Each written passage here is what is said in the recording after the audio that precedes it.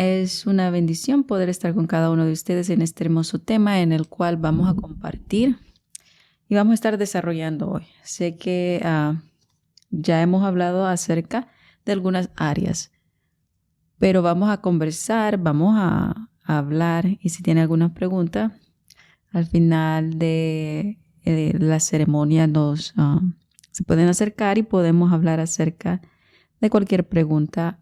Y es muy importante indagar y poder entender una materia espiritual tan grande como la que se le reveló a Pablo, y asimismo, así como la que se ha dejado establecida para que cada uno de nosotros, los hijos de Dios, creyentes, santos, herederos y coherederos con Cristo, podamos entender esta materia de fe. Y este es el evangelio que nosotros predicamos. Evangelio que es muy importante que entendamos en toda su claridad, transparencia. Y vamos a comenzar con el tema de los sufrimientos de nuestro Señor Jesucristo y la última cena.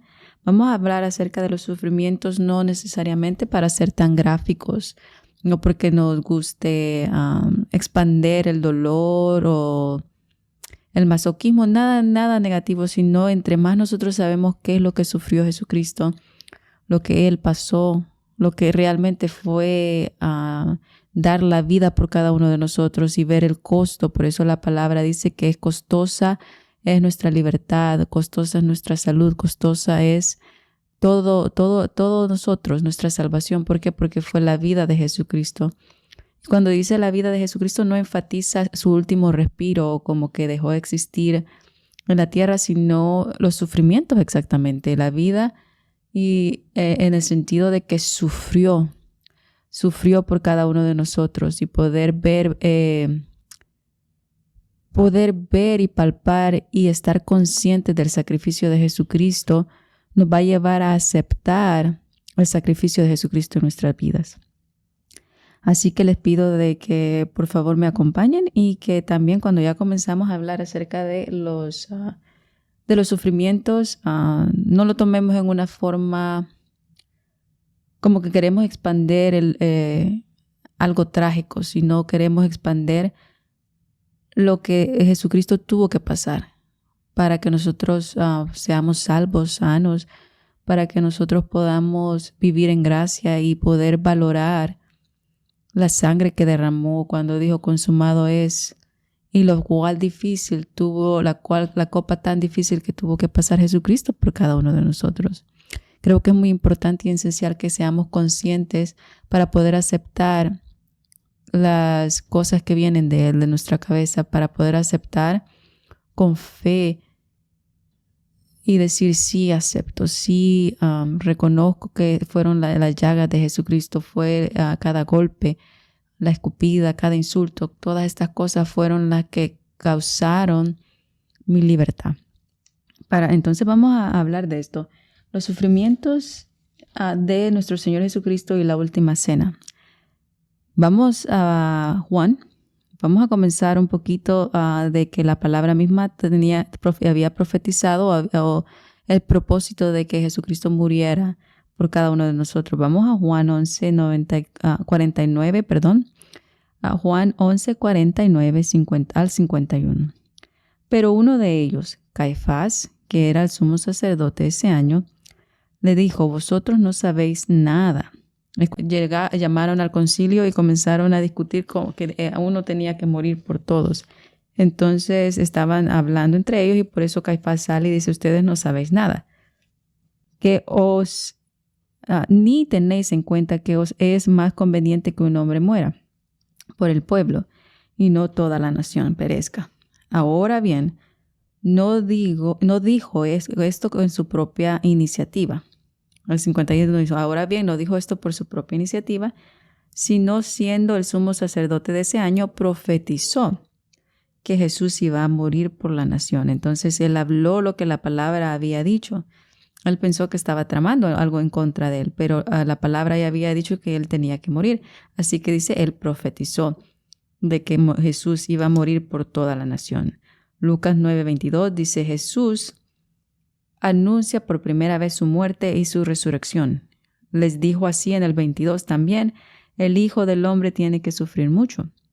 Va a ser rechazado por los ancianos del pueblo, por los jefes de los sacerdotes y por los maestros de la ley, que darán muerte, pero al tercer día resucitará. Entonces acá está diciendo que tenía que sufrir, que tenía que morir, y tenía que morir porque los ancianos lo habían rechazado y los sacerdotes y todos ellos le iban a dar muerte, pero que hallaran consuelo que él iba a resucitar.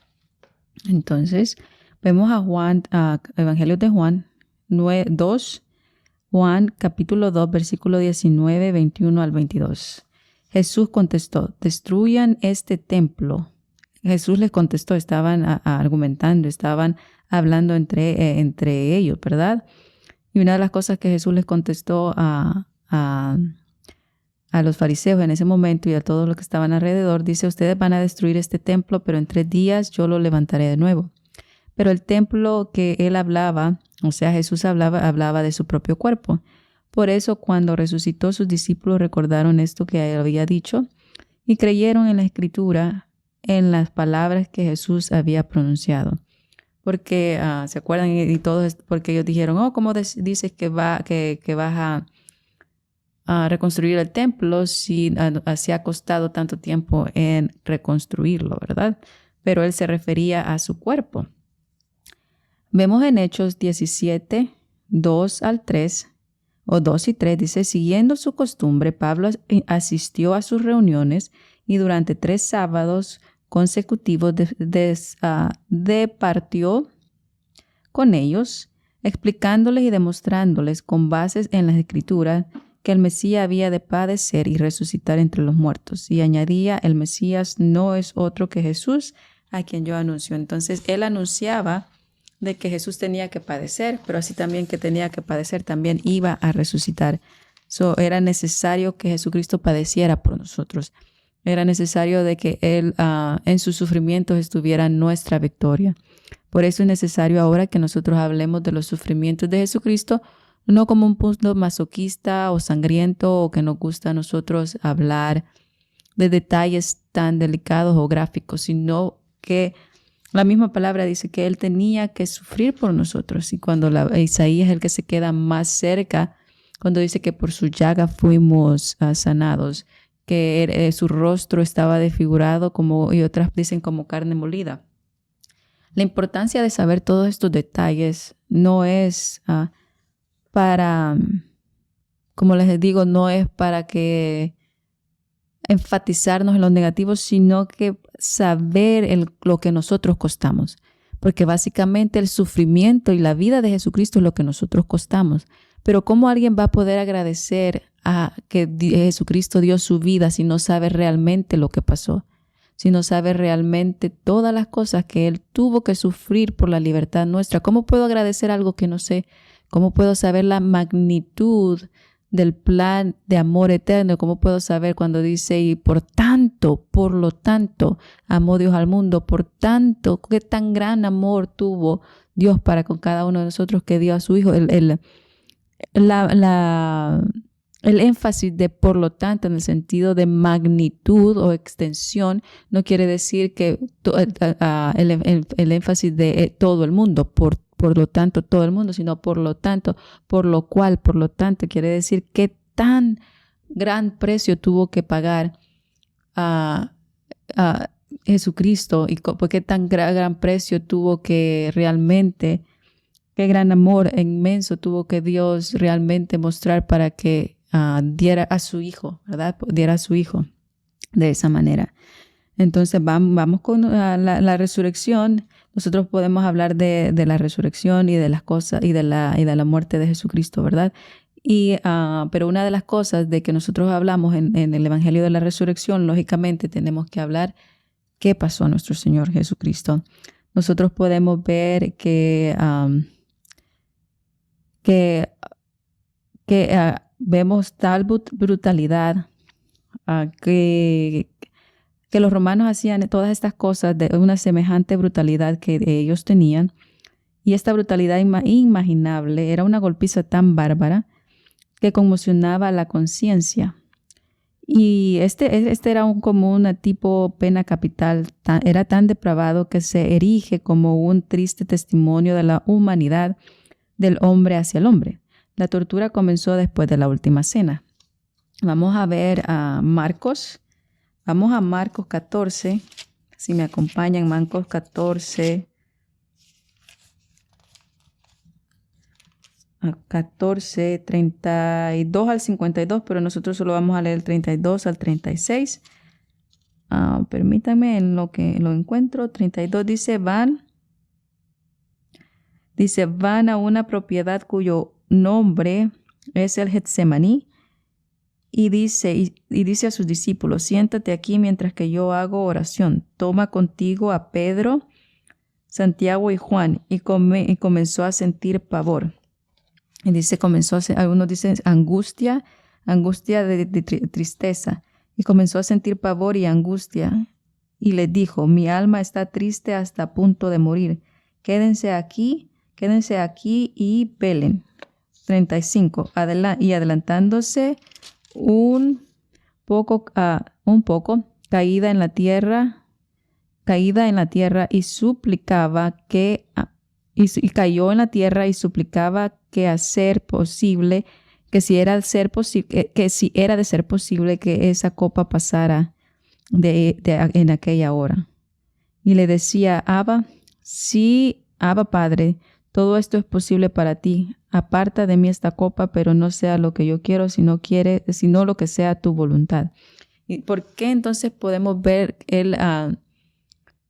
que él estaba intensamente angustiado porque sabía el tipo de muerte que iba a ser? Y le dijo, Padre, si hay una posibilidad que yo no pase por esto. Y su angustia era porque sabía de alguna manera cómo se hacían las cosas. Él sabía lo que tenía que pasar. Pero de ahí viene y dice, pero que no se haga mi voluntad. Entonces vemos que esa tortura comenzó después de la última cena. Vamos a Lucas 22. Lucas 22.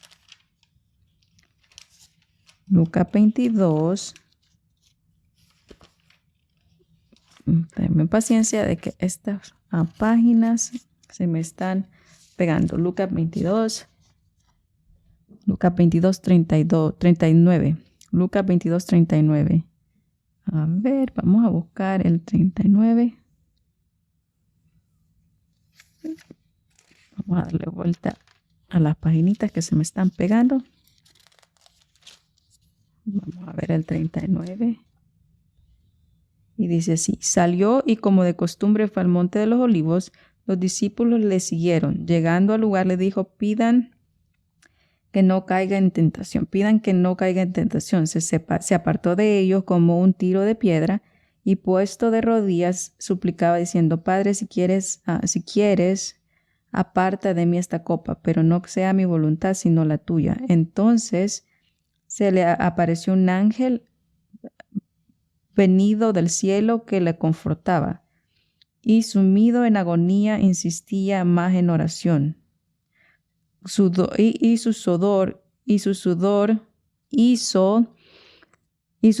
se hizo así como gotas espesas de sangre que caían en la tierra. Entonces podemos ver esto. Vamos a ver esto. Y como les había dicho, esto era como una pena capital y Jesucristo ya sabía que su muerte estaba cerca y el tipo de muerte que iba a ser. Jesús fue con los discípulos al Monte de los Olivos, específicamente al jardín de Getsemaní. Allí oró toda la noche, dado que sabía de que el sufrimiento que tendría y que él soportar, naturalmente estaba experimentando un gran estrés psicológico. Los evangelios nos dicen que comenzó a sudar sangre. Uno dice como sangre, pero vamos a ver que ahora hay una... no sé si podría decir un diagnóstico o hay un nombre científico, mejor dicho. Hay un nombre científico que sí es sangre, pero vamos a ver. Los evangelios nos dicen que comenzó a sudar sangre en ese momento. Esta condición médica es conocida como lo que le llaman la hematidrosis. Esto se llama, esta es conocida como la hematosis, que no es muy común. No es muy común, pero es relacionada con un alto grado de estrés psicológico. Lo que sucede es que la ansiedad severa provoca secreción de químicos que rompen los vasos capilares en las glándulas sudoríparas. Como resultado, hay una pequeña cantidad de sangrado en esas glándulas y el sudor emana mezclando con sangre. No estamos hablando de mucha sangre. Eso es la única cantidad pequeña. Esto provocó que la piel quedara extremadamente frágil. De modo que cuando Jesús fue flagelado por los soldados romanos, al día siguiente su piel ya estaba muy, pero muy sensible por todo esto que estaba pasando. Las flagelaciones romanas eran conocidas por los terribles y brutales. Generalmente consistían de 40 latigazos, nosotros sabemos todo eso. Y cuando un latigazo golpeaba la carne, tenían bolas ahí, provocaban moretones y contusiones, las cuales se abrían como los demás, con los demás golpes, y era algo repetitivo. El látigo también tenía pedazos de huesos afilados, los cuales cortaban la carne severamente, la espalda, que quedaba tan desgarrada desde la espina dorsal, y a veces quedaba expuesta debido a los cortes tan profundos de los latigazos que iban desde los hombros, pasando la espalda hasta los glúteos y las piernas, y era muy terrible, que todo quedaba expuesto. Nosotros podemos aquí ver a Isaías, ¿se acuerdan? Si usted lee Isaías, le estoy básicamente explicando en términos más específicos. Isaías, donde habla de ¿quién ha escuchado nuestro anuncio? Fuimos desparcidos, ¿se acuerdan? Herido fue, mutilado, escupido. Vamos a leerlo más adelante, pero básicamente les estoy describiendo Isaías en una forma más específica. Nosotros podemos ver que las golpizas romanas continuaban en la flagelación y también rasgaban hasta los músculos, que producían jirones y temblones con carne sangrienta, ¿verdad? Nosotros vemos todas estas cosas, que las víctimas quedaban con los músculos y tendones realmente, y las entrañas y todo descubiertos y expuestos. Muchas personas morían a causa de este tipo de castigo en el momento o antes de que fueran crucificadas por realmente el intenso trauma, ¿verdad? Entonces muchos morían antes de ser crucificados. Entonces podemos ver esto de que por lo menos la víctima podía experimentar un dolor tremendo y entrar en una conmoción hipovolémica dentro de lo que había mencionado en un término médico que no se conocía. ¿Qué es lo que significa hipovolémica? Hipo, que significa bajo, vol, que se refiere al volumen, y étnica, que significa sangre. Por lo tanto, la hipovolémica quiere decir que la persona sufre efectos de pérdida de una gran cantidad de sangre. Acá nosotros podemos ver diferentes causas. Primero, el corazón deja de acelerar y bombear sangre, porque la sangre no existe. El segundo lugar es la baja presión sanguínea, que puede provocar un desmayo y debilidad y todo eso. Entonces podemos ver al tercer lugar que los riñones dejan de funcionar y dejan de producir orina para poder mantener el volumen. Lo último sería que una persona comienza a sentirse sedienta y que por eso el cuerpo pierde fluidos, y por eso dice tengo sed, porque está perdiendo fluidos. Entonces eso sería lo que nosotros podemos ver. Entonces vemos que eso que le sucedió en la crucifixión. Cuando acuestan a Jesucristo, lógicamente vemos que le clavaron las manos en el madero. Entonces vemos que las estacas que ellos usaban era de 12 a 17 centímetros de largo, y eran puntas muy agudas que iban por las muñecas, ¿verdad? Y señalando un punto aproximadamente de 2 centímetros en medio debajo de las palmas, ¿verdad? Entonces podemos ver que los clavos realmente penetraban. Su peso era realmente una piel desgarrada, cayendo. Su peso era, toda la piel de él estaba siendo desgarrada por la gravedad. Entonces podemos ver que cuando los clavos se metían, lógicamente producía un dolor grande porque son nervios. Era como que estuvieran, ¿cómo les podría decir? Machacando nervios, machacando mientras esta clase de dolor haber habido producido tan intenso. Este tipo de dolor se siente como cuando uno se golpea el codo, y se han fijado cómo se golpea el codo en el nervio. Cuando se golpea, son nervios que realmente solo intensifique eso. Eran nervios que eran machacados, que eran como, ¿cómo les podría decir? Contractados, como que eran triturados. Andaba buscando esa palabra. Eran nervios triturados. Entonces podemos ver qué tan dolor podía sentir en todas estas cosas, ¿verdad?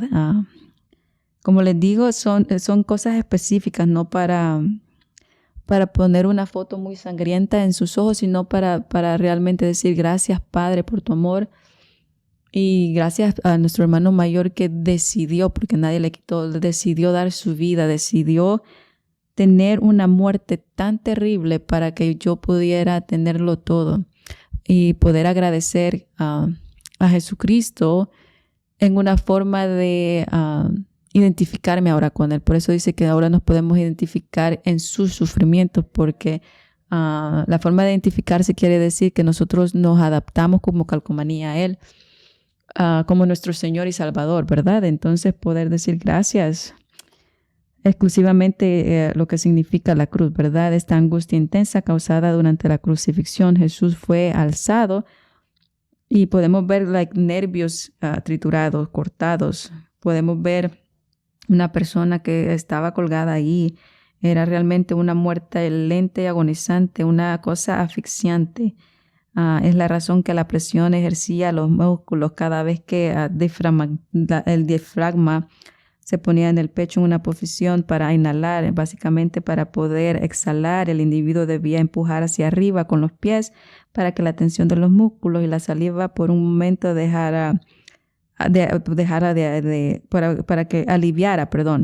para que aliviara. Entonces los individuos se empujaban hacia arriba con los pies para poder que la tensión de los músculos se fuera aliviada por un momento. Pero al hacerlo, el clavo también desgarraba más la piel. Entonces cualquier movimiento que hacía realmente incrustaba más los huesos y los tétuanos. Entonces cualquier cosa que él hacía para poder estar mejor realmente no era relajarse, sino de alguna manera le provocaba un dolor más, porque a este punto sabemos que la piel estaba sensible, desgarrada, y todo, entonces cualquier movimiento igual no iba a ser tan fácil. Entonces podemos ver que lógicamente respiraba dióxido de carbono, donde la sangre se vuelve un ácido carbónico y todas estas cosas, estas acidez, y finalmente podemos ver cómo toda esta situación iba con los fluidos, ¿verdad? Por eso dice que cuando le pone la lanza estaba agua y sangre. ¿Por qué? Porque estaban hablando ya de los fluidos. Vemos Isaías, ¿se acuerdan que le estaba diciendo que realmente creyó lo que oímos? ¿Quién vio en ello el gran poder del Señor? Creció delante como un retoño, como una raíz en tierra seca. No había en él hermosura o majestad como para que nosotros nos fijáramos en él. No había en él nada atrayente como para que nos gustaran. La gente lo despreció y hasta sus amigos lo abandonaron. Era un hombre lleno de dolores y conocedor de sufrimiento. Por eso podemos ver donde dice que era conocedor de sufrimiento. Ahora sabemos que sufrió, ¿verdad? No era tanto de que sufrió durante su ministerio crítica, sino sufrió durante su muerte. Y como alguien a quien nosotros evitamos, lo despreciamos y no pensamos que fuera alguien importante. Verdaderamente Él soportó todos nuestros sufrimientos y cargó con nuestros dolores, con nuestras angustias. Aunque nosotros pensamos que estaba siendo castigado porque estaba siendo golpeado y afligido, realmente fue traspasado debido a nuestra rebeldía. Fue mayugado por las maldades de nosotros, y el castigo que Él recibió hizo posible nuestro bienestar. Sus heridas nos hicieron sanar a nosotros. Todos nosotros nos habíamos perdido como ovejas. Cada uno agarró por su propio camino, pero el Señor cargó con todo el castigo de nosotros. Y así sigue, ¿verdad? El castigo que nosotros merecíamos. Lo trataron cruelmente y lo torturaron, pero él se mantuvo humilde y no protestó. Permaneció en silencio como cuando llevan a un cordero al matadero, como cuando una oveja guarda silencio ante los que los trasquilan. Pues después de lo que lo arrestaron y lo condenaron, se lo llevaron. ¿Y a quién le importó lo que le iba a pasar? Porque a él lo quitaron del mundo de los vivos, lo mataron por los pecadores del pueblo. ¿Se acuerdan que Caifás había dicho lo van a matar por la nación? Lo enterraron al lado de los criminales en una tumba de ricos. Aunque él nunca fue violento ni engañó a nadie. Pero el Señor se agradó de su humilde siervo, quien tanto sufrió. Después de ser ofrecido como sacrificio por el pecado, él verá a sus descendientes. Alargará su existencia a la voluntad de Dios, del Señor, y prosperará, lo prosperará a través de él. Después de ese terrible sufrimiento, él verá la luz. Se sentirá satisfecho con todo lo que experimentó. Mi siervo, que siempre hace lo justo, salvará a muchos y castigará con el castigo que merecían las maldades de ellos. Por lo tanto, yo lo haré que esté al lado de los grandes y comparta el botín de los poderosos. Y podemos ver esto, ¿verdad? Vemos acá la corroboración, ¿verdad? Corroboración. Nosotros vemos que por su llaga fuimos nosotros sanados. Vamos a Pedro. A Pedro, acompáñenme a Pedro. Papi, vamos a ver las epístolas acá. Juan. Vamos a ver. Pedro 2:24. Primera de Pedro 2:24. Y dice así: él mismo que sobre el madero llevó nuestros pecados, su cuerpo a fin de que muertos a nuestros pecados viviéramos a la justicia, y cuyas heridas nosotros fuimos curados. Entonces dice, Cristo mismo llevó nuestros pecados, su cuerpo sobre la cruz, para que nosotros muramos al pecado y vivamos en la vida de la justicia. Cristo fue herido para que nosotros fuéramos sanados. Así dice Juan 6, 55 al 59, porque mi carne es la carne verdadera. Jesucristo estaba hablando, ¿se acuerdan? Hemos estudiado, a los que hemos estudiado también a Juan. Dice, y esta es mi carne, porque mi carne es la verdadera comida y mi sangre es la verdadera bebida. El que come mi carne o el que mastica mi carne y bebe mi sangre permanece en mí y yo en él. El Padre que me ha enviado posee la vida y yo vivo gracias a él. Así también el que me coma a mí, el que me mastique a mí, vivirá gracias a mí. Este es el pan que ha bajado del cielo y no es como el que comieron sus antepasados y murieron. Y el que come de este pan vivirá para siempre. Todo esto lo enseñó Jesús en la sinagoga de Capernaum. Nosotros vemos esto. Entonces, vamos a continuar acá. Vamos a leer Corintios. Primera de Corintios 11, 23 al 34. Porque recibí del Señor lo mismo, porque recibí del Señor lo mismo, o la misma instrucción recibí del Señor que les transmito, que el Señor Jesús, la noche que fue entregado, tomó pan, y habiendo dado gracias, lo partió y dijo,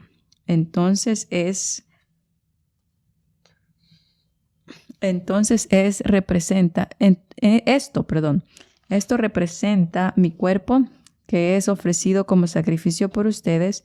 Hagan esto en una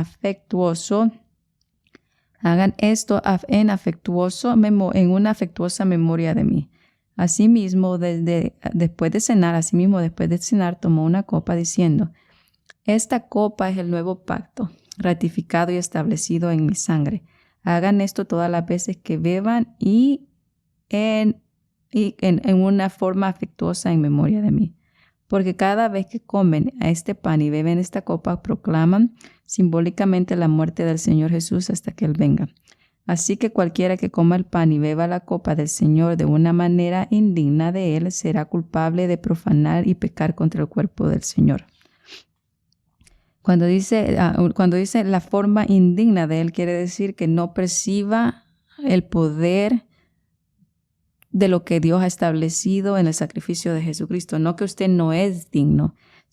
Cuando usted recibe una forma indigna, quiere decir, no creo que Jesucristo pueda hacer algo por mí. Esa es una forma indigna porque no le está poniendo el valor del significado de Jesucristo. Pero usted ya es digno. Pero cada persona debe examinarse en asociación con Jesucristo. Solo después de haber hecho esto, puede comer el pan hasta que se asocie con Él. Examínate y dice, no, sí me puedo asociar con Cristo. Asociación. ¿Qué quiere decir la palabra asociación? Quiere decir comunión. La palabra comunión quiere decir comunión, asociación. Y en la palabra en griego, asociación, ¿sabía que también quiere decir llagas? Por las llagas de Jesucristo, por sus sufrimientos, por sus heridas, nosotros somos asociados con Él, tenemos una comunión con Él. ¿Por qué? Porque Él murió por nosotros. Entonces la comunión que tenemos con Jesucristo es porque estamos asociados a Él. Ahora nos podemos identificar con Él. Él es nuestro Salvador y nuestro Señor. Él es nuestra cabeza y Él murió por nosotros. Nuestra asociación con Él quiere decir que tenemos una comunión porque somos herederos y coherederos con Él. Mi asociación con Él es una comunión de identificación. Me identifico en sus llagas porque me encuentro ahí. Margarita, estás ahí. Sana por las llagas de Jesucristo, estás ahí, salva por la sangre de Jesucristo. Entonces esta palabra asociación con Cristo, podemos ver eso que en muchos libros, ¿verdad? Donde dice fiel y Dios que nos ha llamado a tener una comunión con su Hijo Jesucristo, o una asociación que es una comunión, ¿verdad? Un mismo sentir, un mismo pensar, que es una asociación con su Hijo Jesucristo, nuestro Señor. Ese es Corintios. Que la gracia del Señor Jesucristo y el amor de Dios y la comunión del Espíritu Santo sea con todos ustedes. Segunda de Corintios 13:14 es el que acabamos de leer. Ahora vamos a leer Hechos 2:42. Se mantenían firmes en la enseñanza de los apóstoles, en la comunión o asociación, en el partimiento de pan y oración. Identificándose, ¿verdad? Ahí identificándose. Pero nosotros tenemos redención mediante su sangre, que es asociación por medio de su vida y el perdón de nuestros pecados, identificándonos con Él. La comunión íntima de Jehová es con los que le respetan y ellos darán a conocer su pacto. Ese es Salmo 24:14. Entonces nosotros podemos ver esto. Dice Hechos 2:42. Hechos 2:42. Nosotros, dice, y todos los creyentes se dedicaban a las enseñanzas de los apóstoles y al compañerismo. Comunión, asociación, llagas, identificación, otra es compañerismo, que era el compartir, que incluía la cena del Señor en oración. Nosotros podemos ver esta palabra asociación, ¿verdad? Acá. Tenía una asociación. Entonces, esta palabra asociación es comunión, que es la misma palabra en griego koinonia, que se refiere a una asociación, a participación en común, a una unión invisible, a una compañía, a la comunión también, que es a la comunión también que se puede entender como una ceremonia o el sacrificio de Jesucristo en la cruz. Entonces podemos ver esto, que esta palabra asociación. Estamos hablando de asociación porque el 28 dice que cada uno de nosotros nos teníamos que examinar y en asociación con Cristo. Nos vamos a examinar en qué estoy yo asociado en Cristo. Me voy a examinar, Cuco, ¿qué has hecho hoy? ¿Qué no has hecho? ¿Eso es digna? No me voy a examinar a mí para criticarme o condenarme yo misma, sino voy a examinarme y decir, yo voy a tomar la Santa Cena en asociación con Cristo. Que todo lo que se va a hacer es de acuerdo a Cristo, a lo que Él sufrió por mí. Que no se trata de mí, sino todo se trata de Cristo. Entonces, esta palabra asociación es la que estamos desglosando. Y vemos aquí en 1 Corintios 10, 16, 17, la copa de bendición que bendecimos, ¿no es la comunión de la sangre de Cristo? Dice, la copa de bendición que bendecimos, ¿Acaso no es la comunión de la sangre de Jesucristo? ¿No estamos asociados en su muerte? Si estamos, ¿se acuerdan que la palabra dice que fuimos crucificados con Él, enterrados con Él? Entonces podemos ver que estamos asociados. El pan que partimos no es la comunión del cuerpo de Cristo. No todos nosotros formamos parte del mismo cuerpo y no todos los mismos estamos comiendo el mismo cuerpo. Porque siendo un solo cuerpo, porque siendo un solo, el mismo, porque siendo uno solo, así como nosotros uno solo, ¿verdad? Porque siendo uno solo el pan, todos somos un solo cuerpo, aunque seamos muchos, porque participamos del mismo pan. Aunque seamos muchos, somos del mismo cuerpo, porque todos, como el mismo cuerpo, participamos de un pan, que es Jesucristo. Entonces todos necesitamos eso, ¿verdad? Todos estamos asociados. Entonces, esta palabra asociación es esto, lo que les estábamos hablando, que la última palabra en esto es llagas, que es charabú o carabú. Déjenme ver qué es llagas. La palabra llagas quiere decir morado, morete, herida, llaga, herida. Y caburá o caburá quiere decir eso, que es llagas. Así que la palabra caburá es que nosotros somos identificados en sus llagas.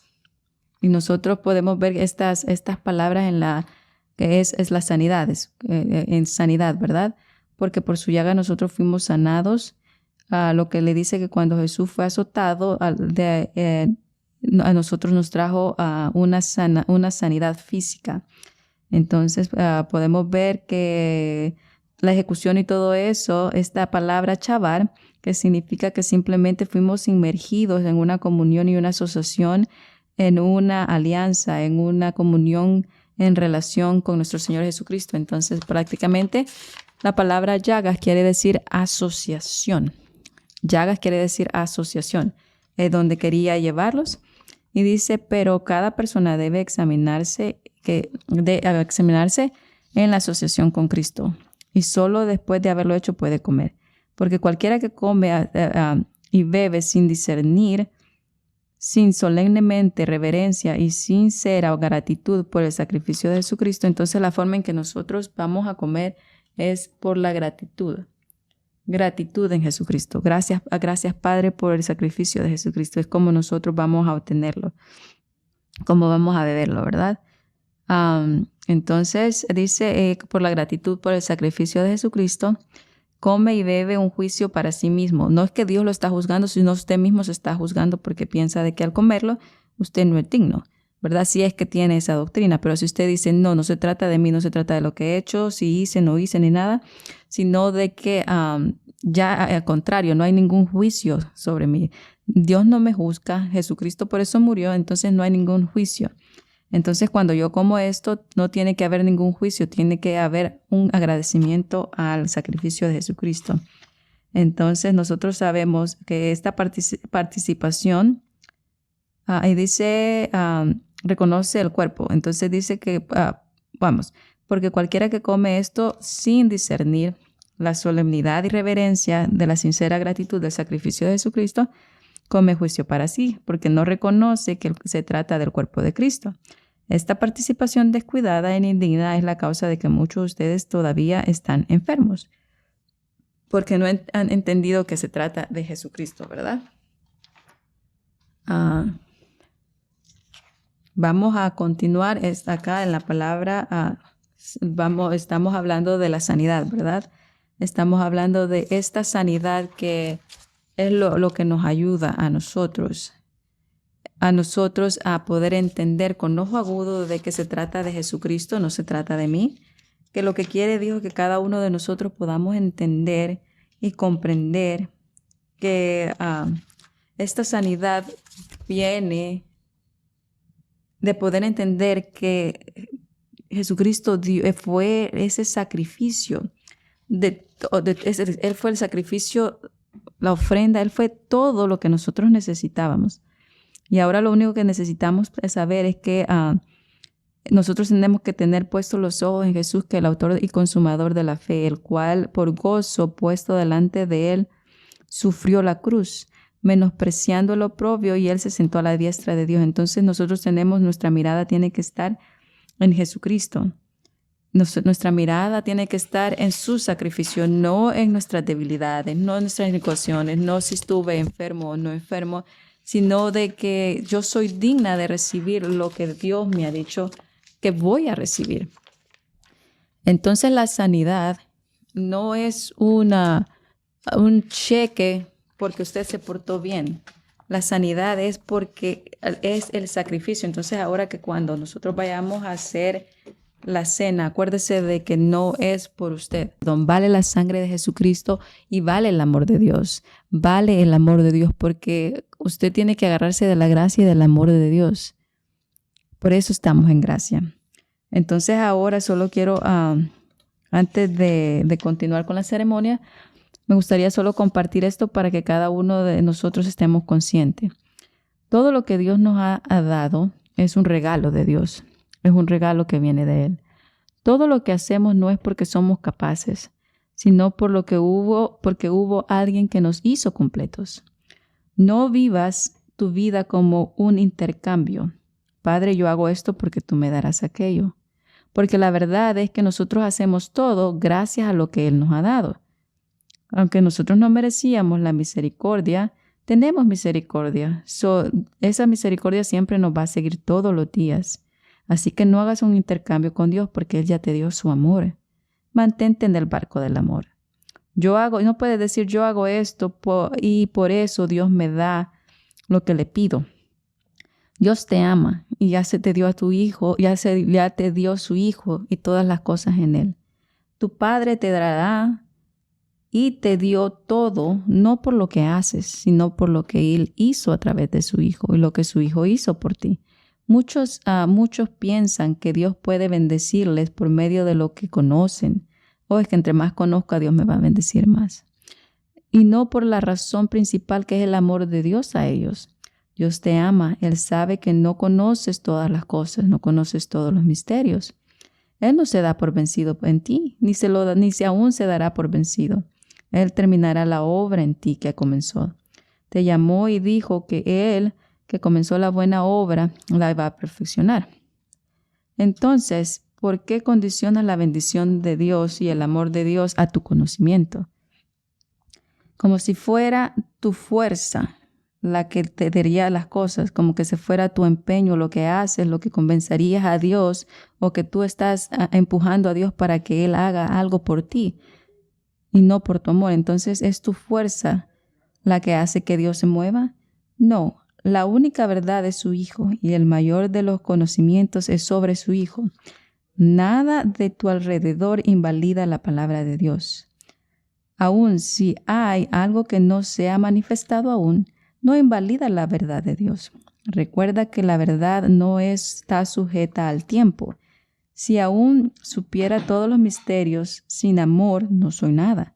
Aun si no se tratara de cuánto conoces, y aún aunque no se trata de cuánto conoces, sino cuánto aceptas del amor de Dios hacia su Hijo. Así que entendamos esto, que no es cuánto conoces, sino cuánto aceptas de Dios y su amor y su gracia libremente. La fe no exige pruebas para confiar.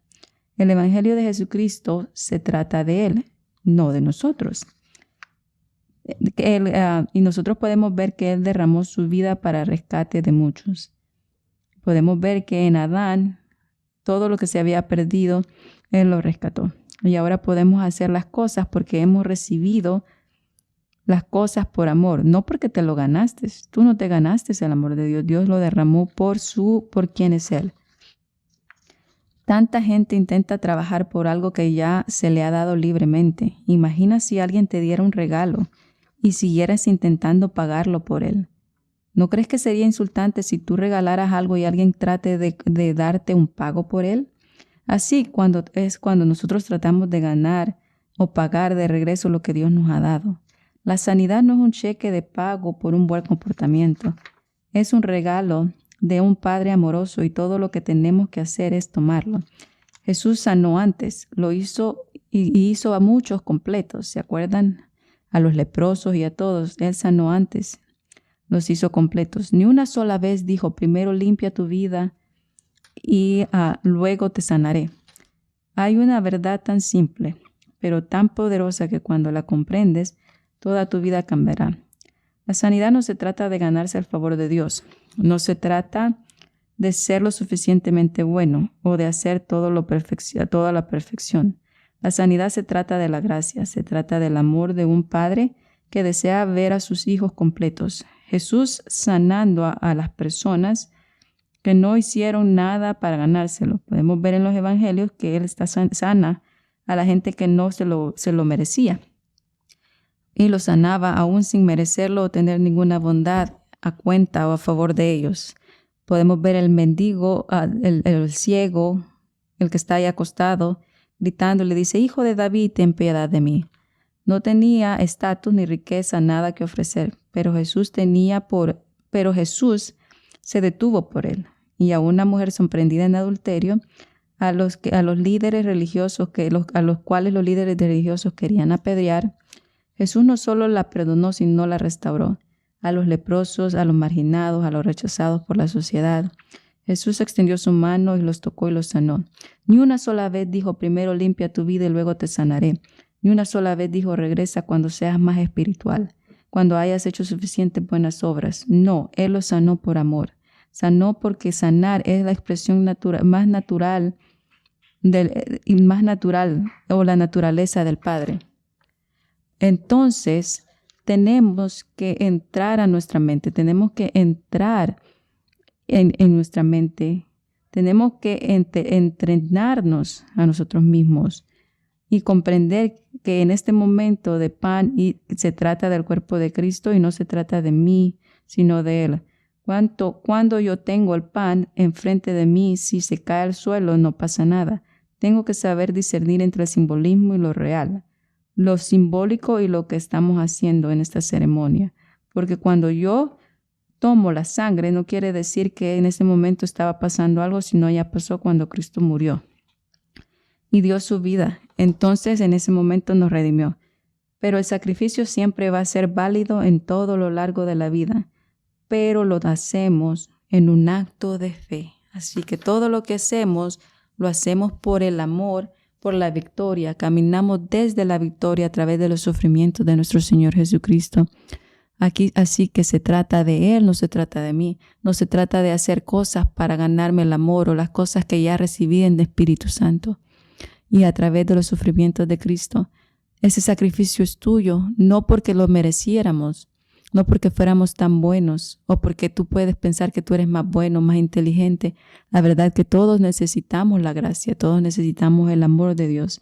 Y tras de ese amor es nuestro estandarte el que nos brinda la paz. No estamos separados de Dios. Dios no está lejos de ti.